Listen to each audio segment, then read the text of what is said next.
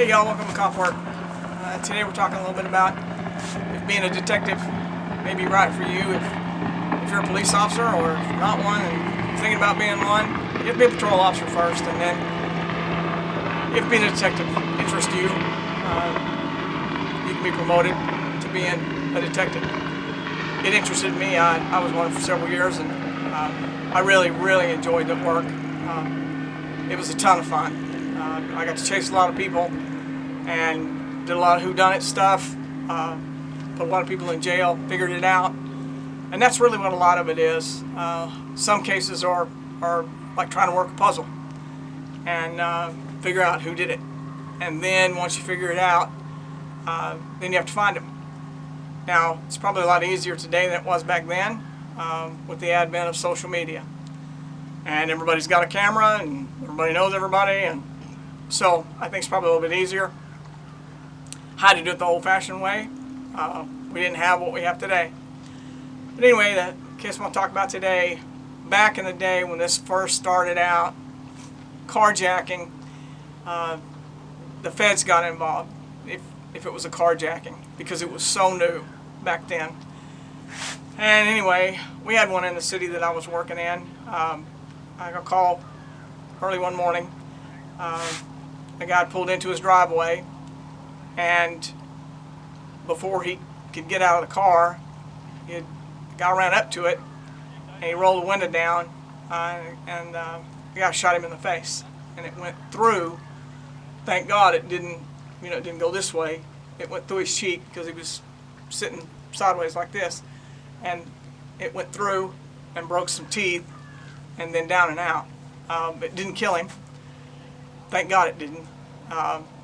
But it messed his face up, obviously. And I left him laying in the driveway and took his car.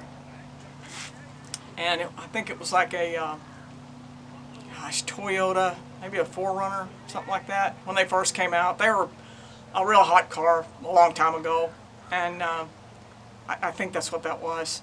Anyway, they called me because he got away. But they found a woman who was driving through the neighborhoods in another vehicle, and she had gotten lost. The town that I worked in had several cul-de-sacs up in these neighborhoods, and if you didn't know where you were going, you could get lost.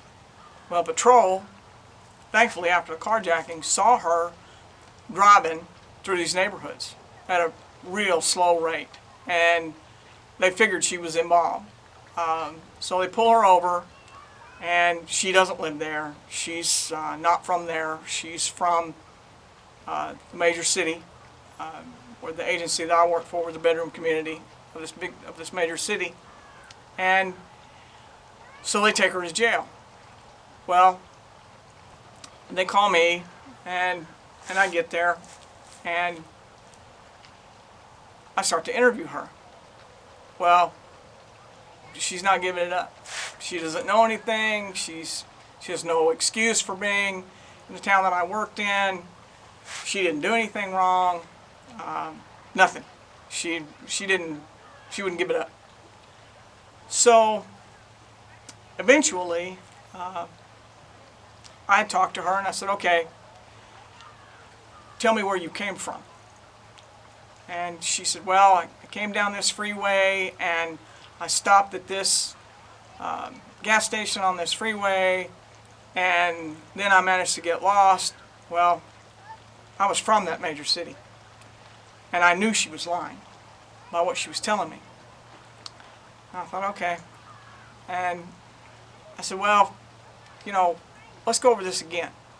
And so she told me this pretty much the same story 2 or 3 times, and I knew it was a lie. Well, an FBI agent gets there, because back in the day carjacking was a big deal. It's not now, but it was then. And so this FBI agent comes in and says, "What about this suspect, blah blah blah." And I tell her, and I said, "But I'm telling you now, she's lying, and I know she is." And the FBI agent says, "Well, we'll see about that." I thought, okay, whatever you think. So, FBI agent goes in the office where the suspect is, and she comes out in about, I don't know, 15 or 20 minutes. And she looks at me and she said, "She's lying." I said, "Yeah, I know she's lying." She said, "I tried, I can't get nothing out of her." I said, "I know. I'll get it. Don't worry. I'll let you know when I do, but I'll get it." And so she said, "Okay, I'm going to go talk to the victim, you know, blah, blah." So she leaves.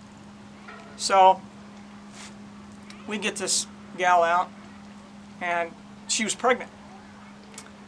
And I looked at my sergeant, and I looked at her, and I said to her, "I'm going to go get myself a Coke,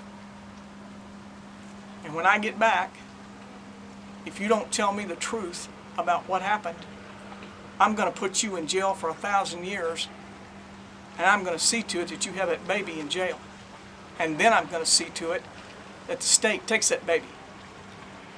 And I got up and walked out the door. Now, you can't say that kind of stuff now. You'd get in all kinds of trouble. Can't say that kind of stuff now. But I did it. And when I wasn't down the hall, 5 seconds out the door, she looked at my sergeant and she started crying, and she said, "I'm lying, please don't let her put me in jail." And he looked at her and said, "You know, there's nothing I can do about her," talking about me. He said, "She's mean. She's mean to everybody. And there ain't nothing I can do to her about her. But I can help you. But you've got to tell me the truth. You've got to tell me where this suspect is and where that car is." She decided she'd play ball. And so she told him. She told him who it was, where it was. I called that local, and it was a large department, large city. They called over there, and we got a warrant for the shooter and recovered the car.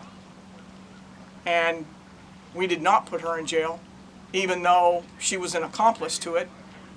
She agreed to testify against him when it came time to go to court. And so he got busted for aggravated assault and carjacking. She skated. I wasn't very happy about that. I thought she should have gone too. But at least she did tell us who he was. But we'd spent all day listening to her dance around. And I was like, I'm done with this. I'm not listening to this anymore. I'm going to get the information, and we're going to go on down the road. And so I had to threaten her, but it worked out. She told us what we had to know, and shooter was arrested. Car was recovered, but car was inconsequential by then. But anyway, and of course the shooter was a career criminal, convicted felon, just nasty. He was just a nasty person. And so, anyway, like I said, you can't do that kind of thing today. You'd get in trouble. People would complain. You know, can't threaten them. Got to be nice. Whatever. But it worked out. We got him. And that was really all that mattered to me, was that we got him. And that was a lot of the reason for me being a detective. Because it mattered to me to help crime victims. And so I did what was necessary to get them. And, you know, if that interests you, like I said, it's way different today.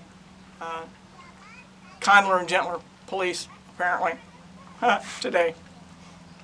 Anyway, at the end of these videos, I always ask if you can, please donate to the hurricane relief effort. The people in our world are hurt, and they need help. And please help them. And to quote one of my favorite cop shows I've ever been on, Hill Street Blues, that sergeant, when they ended briefing, he would say, "Let's be careful out there." Well, I'll paraphrase that to this: y'all be careful out there.